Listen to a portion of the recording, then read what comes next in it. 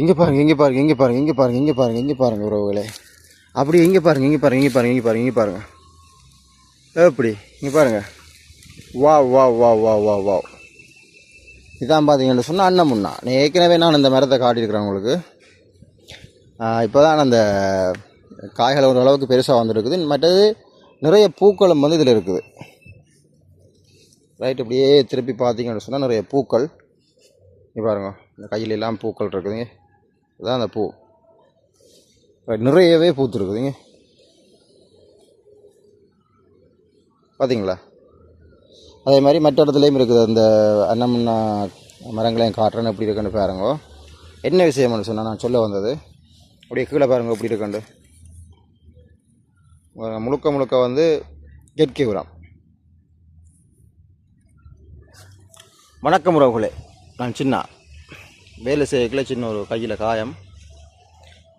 வேலை செய்யக்குள்ள கவனமாக இருக்கணும். சேஃப்டி ஃபர்ஸ்ட்னு சொல்லுவார்கள். சரி, பாதுகாப்பு முதலாவது, பாதுகாப்பு முக்கியம். இந்த அன்னமுன்னா நீங்கள் பார்த்துருப்பீங்கள். முதல்ல இருக்க காட்டைக்குள்ள சின்னனா ஒரு குட்டியாக ஒரு காஞ்சி போய் போன நிலையில் இருந்த மரம் இப்போ வந்து நிறைய செழித்து வளர்ந்து நிறைய காய்கள் காய்த்திருக்குது, நிறைய பூத்து இருக்குது. ஏற்கனவே இந்த மரத்தை பற்றி நான் உங்களுக்கு வீடியோ போட்டுக்கிறேன். என்னென்று இது பூத்தது, எப்படி காய்க்க ஆரம்பித்ததுன்னு சொல்லி ஒரு வீடியோ போட்டுக்கிறேன். பார்க்காதவர்கள் பாருங்க. காரணம் என்னென்னு சொன்னால், சும்மா இருந்த மரங்கள் வந்து இப்படி பூத்து காய்க்காது.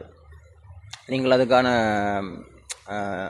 உரத்தை, அதுக்கான பசுலையை போட்டிங்கன்னா தான் வளரும்.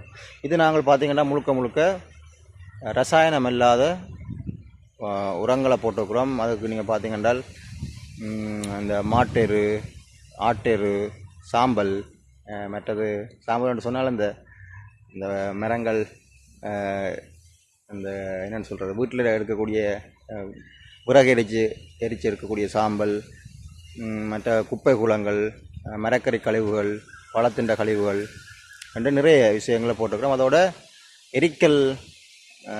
எரிக்கலம் என்று சொல்லியிருக்கு. அந்த மரத்தின் இலை, தண்டு, அப்படி நிறைய விஷயங்களை போட்டதெல்லாம் இது பூத்து காய்ச்சிருக்கு. ரைட், இன்னும் ஒரு ஒரு மாதம் 1.5 மாதத்தில் நல்ல பழம் இருக்கும். அது உங்களுக்கு வேணும்னு சொன்னால் காட்டலாம். அதோட இன்னும் கொஞ்சம் மரங்கள் இருக்குது. இதோட நாங்கள் பராமரித்த மரங்கள் அதையும் காட்டுறோம் பாருங்கள். எப்படி இருக்காண்டு காய்ச்சிருக்குது பாருங்கள். இந்த பாருங்க, இந்த உயரத்தில் இருக்குது, நிறைய காய்ச்சிருக்கு. பார்த்தீங்களா? இங்கே எல்லாம் வந்து காய்கள்லாம். மற்றும் இங்கே பாருங்கள், இதுலேயும் இருக்குது. பார்த்தீங்களா? இந்த மரங்களும் காய்ச்சிருக்குது. இது பெரிய மரங்கள். இதுக்கு நாங்கள் பராமரித்து கொண்டு வரோம். பராமரிப்பு காரணமாக தான் இந்த